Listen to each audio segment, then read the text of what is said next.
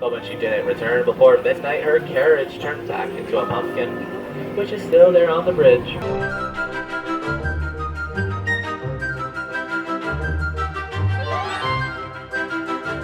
I'm enjoying this. I hope Fresh Baked is. Even though we have not literally talked zero Disney. Yeah. Like, I mean, we talked about a parking structure and a hotel. so technical. This is what happens when you let three dudes run the show. Okay? It's not a pretty picture. It's not, man. We need some estrogen up in here. Stat. Otherwise, I start going on rants about infrastructure, and I'm the only one who cares about it. Oh, look. Oh, that's my favorite driver, too. Although, for Storybook Land. That's what I say. I don't think driver makes a whole lot of difference. No, they don't. We should do this right now. That's it. I'm letting my feminine side take over. We're going to get on Storybook Land. Good morning, everyone, and welcome to our journey to Storybook Land. My name is Zach, and I will be your captain and storyteller aboard the Belle.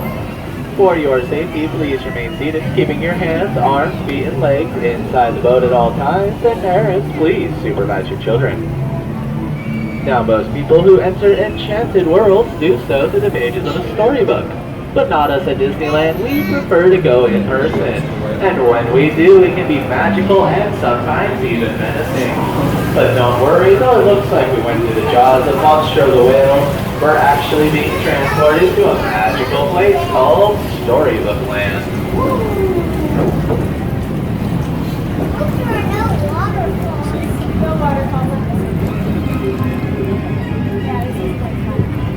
Once upon a time, there lived a big bad wolf. He lives in the cave just to our left. He's always chasing after those three little pigs who luckily live on the other side to our right. They live in these three little houses, one made of straw, one made of sticks, and one made of guaranteed wolf-proof brick. He was doing commentary. But then our story takes a strange turn, for off to our left will be the quaint English village home to Alice, where one golden afternoon she chased the white rabbit down the rabbit hole and fell down, down, down, all the way to Wonderland. But things kept getting curiouser and curiouser.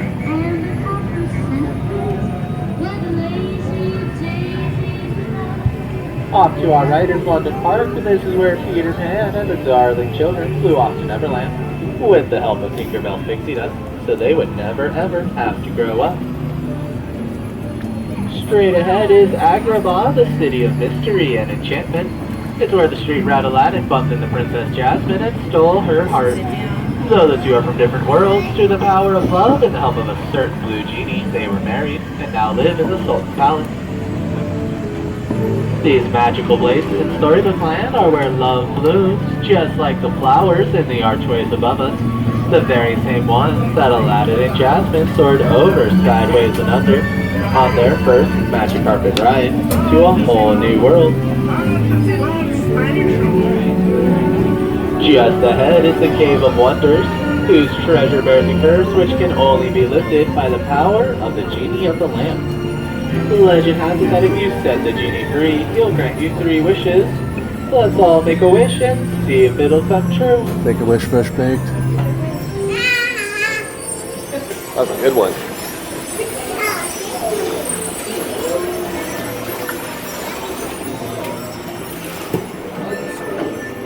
Snow White made a wish for a safe place when she fled the evil queen, and she found this cozy forest cottage off to our right, home to the 7 dwarves.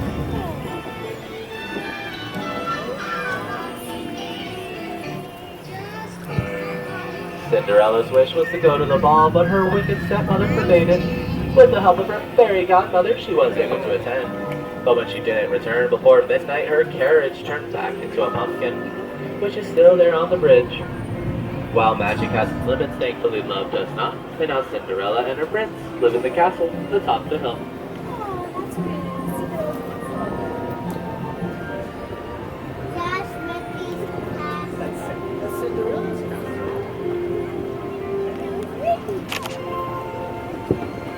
Dreams do come true, just like wishes, they inspire us.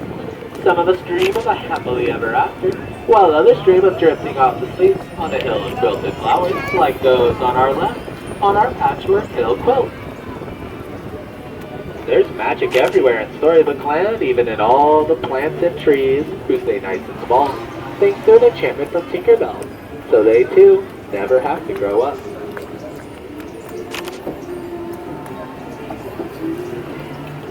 Coming up straight ahead to our left will be Toad Manor, home to Mr. Toad himself. But I am sorry, Mr. Toad isn't home right now. He's actually off in Fantasyland enjoying a wild ride to nowhere in particular. Just ahead is the Kingdom of Arendelle. This is where sisters Anna and Elsa met their frozen friends, Olaf, Kristoff, and Sven, where they found something more powerful than Elsa's magic, the power of love. Just ahead of this alpine village is home to the woodcarver Geppetto, who one day made a wooden puppet boy and wished it to be real. After Pinocchio saved him from the belly of Monstro the whale, the blue fairy granted their wish. That guy's doing work. Like so many others in our fairy tales, going around. like the one of a little mermaid named Ariel, who wanted to follow Prince Eric to his castle coming up on our right. She was inspired to leave her life under the sea behind, to walk on unsteady legs and follow her dreams, to become a part of our world. But Ariel's story doesn't start here, it actually starts on our left through the waterfall in the city of Atlantica. And just like all of our fairy tales here, hers ends with a happily ever after. With that, I think we close the book on our Christmas story. Ah, well, that was lovely. We needed that. We needed that, what do they call it, like a scene break in a movie. All that tech talk. We got to get back to Disneyland, man. But I'm afraid to tell you. Go right back to infrastructure. Yeah, we're going to go back to infrastructure, fresh baked. Look, what is that, a glockenspiel? What do they call that? It's a clock. The glockenspiel. That's okay, sure. Has his Santa hat on. And they've got the walls up here because they're doing the holiday overlay now. Not Jingle Cruise. No, we're here to show you this, that they are doing this, but also one of the things that I had mentioned in the news video we did a while back was that they're behind those walls are MaxPass or Fastpass scanners. Mm-hmm. But there's no infrastructure being built for a Fastpass machine, a traditional one, like you might find at Matterhorn or whatever, any other attraction that has it.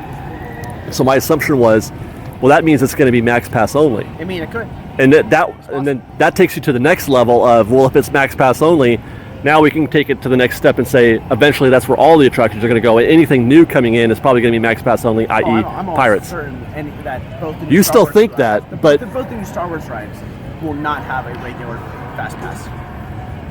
So the only way to get a Fast Pass is through MaxPass, you think? I think that's something they're seriously considering and salivating at the idea of.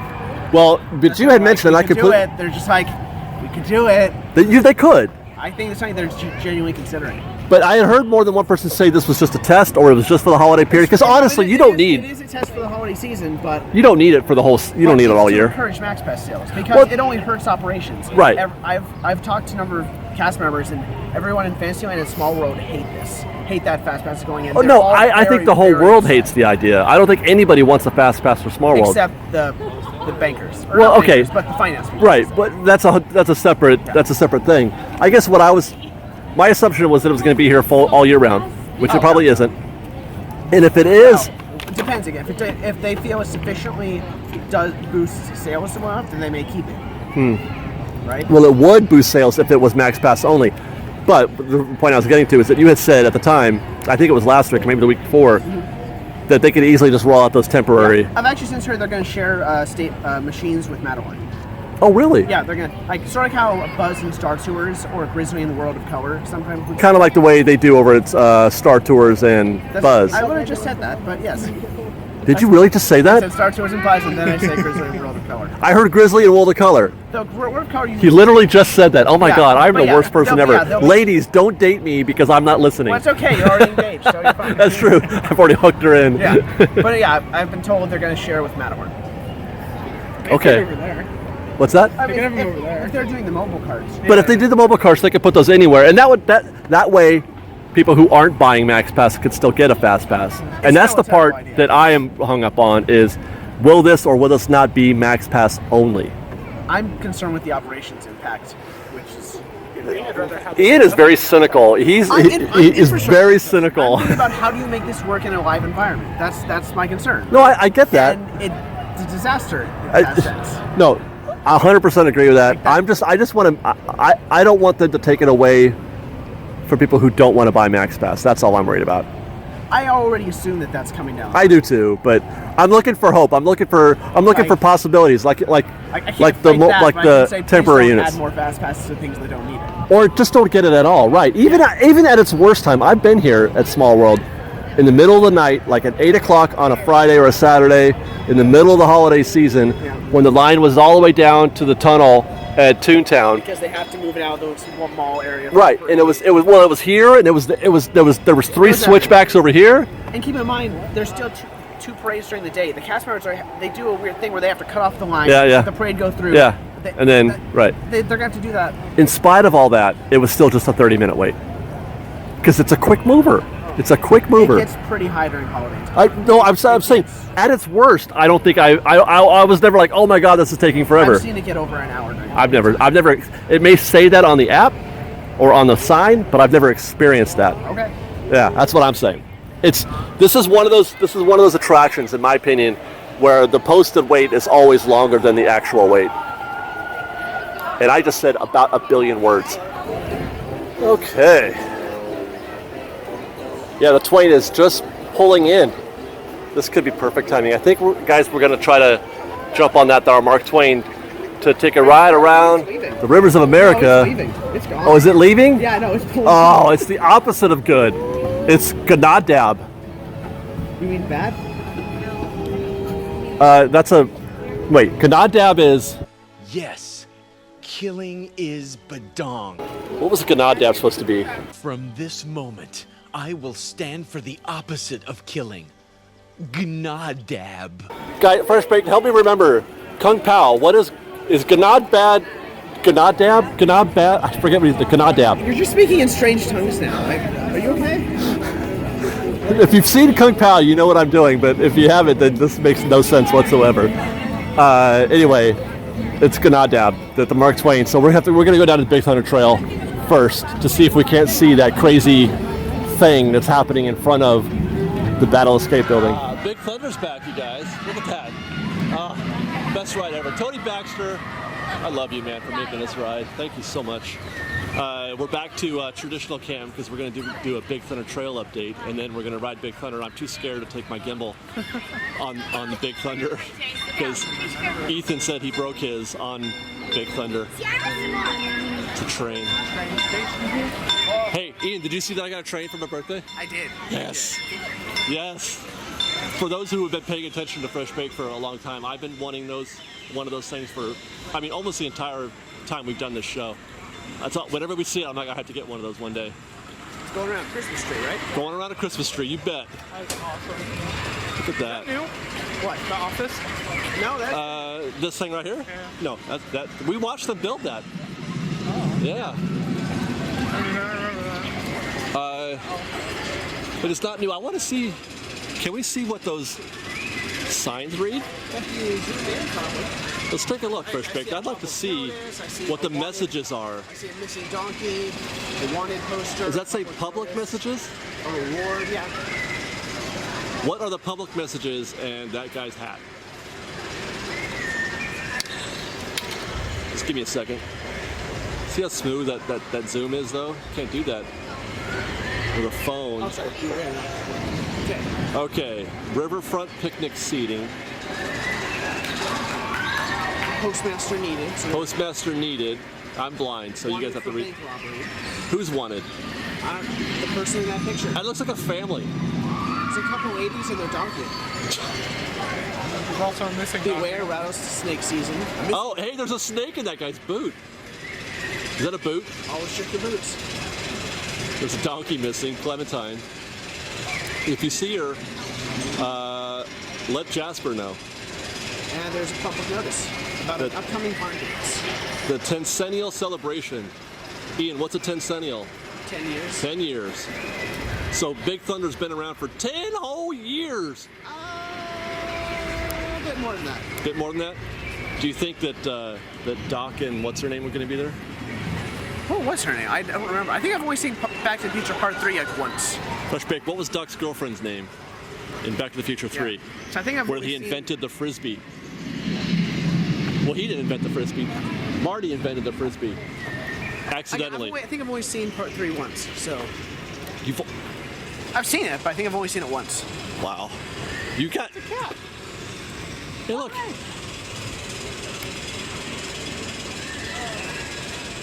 I'm a little kitty too. What you doing, kitty? We're gonna call him Sucks, because he's got white socks on. He probably already has a name. The Cats of Disneyland website is probably already... Anybody want to tell me what his name is? Boots? Bootsy? Socks? Whitefoot? It's just like Jeff or something. It's Bill. She's found a spot to take it easy, you guys. She's just gonna chill there. Is it just for like Meaning it... decoration? What you doing, kitty? I mean, the road was probably still there this whole time. Let's go get some Big Thunder Trail Star Wars Land update, y'all. Well, we can't see the thing that She's in Los Angeles captured, but we can see all kinds of new structures being put up. I'm not sure what that is, but there's a dome. Can you see? There's a dome right there. And they're starting to build out the whole like marketplace. The marketplace is starting to take form, yeah. So is there a structure that has a dome and then another thing next to it, like a hexagon maybe? There's a number of domes. And there's a caterpillar thing right there. There's the peaks.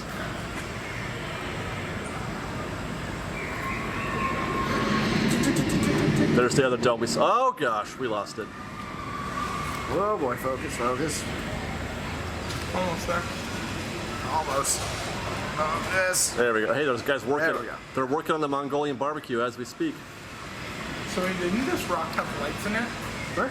Didn't this like rock? So that's what I called the Mongolian barbecue last week. We can't see. Battle Escape is well to our left, and I'm pretty sure what we saw from She's in Los Angeles was in front of Battle Escape. So we'll have to get into Mark Twain to check that out. But okay, now Ian, is there a building that we can see in the concept art that has a sub dome to the a lower one to the right of it? At this point, we need to be looking at the model less than the art, I think. Well, let's take a look. It's right here. We'll just take a quick peek. This one maybe? That's the one I figured. That's the one you called last week or last time, right? It's further back. I think you're right. I think that is what we're looking at right there. Is this bigger dome and then a smaller dome next to it? Or that, and then what will be this rock. Well, those rocks were there also.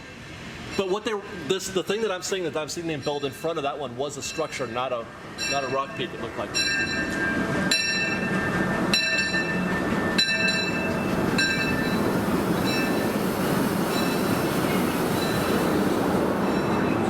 I feel like it's a pretty good chance that that's what we're seeing. Which I felt like this was probably the Mongolian barbecue, so that's not what we're seeing them build. So can I call it the Mongolian barbecue anymore?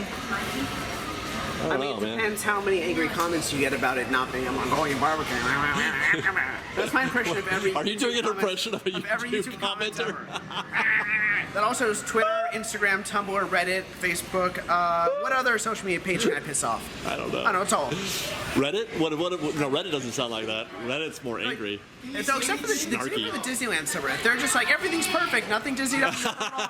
Forum sites are the ones that everything's awful. Oh, all right. I've gotten to where I can't stand either of them. One's too angry, one's too positive. Yeah, that's true. And then Ian is figuring this is the dome that we just saw. On the right. On the right, yeah. Just okay, there it is. That's the new dome thing. Oh look out! There's an I-beam coming through. That's the new domed area that we were looking at that we think is the one that there should be a peak right behind it, which looks like that could be. Into it. It's not done. Obviously. Yeah, and then that's one of the other three, right? Wait. Sorry guys, I know this is really there's three. Those are the three main ones. And there's a new peak right there, a lower one, which could be, that could be it. I mean, if they're building this to the concept art. So this is the tallest one right here.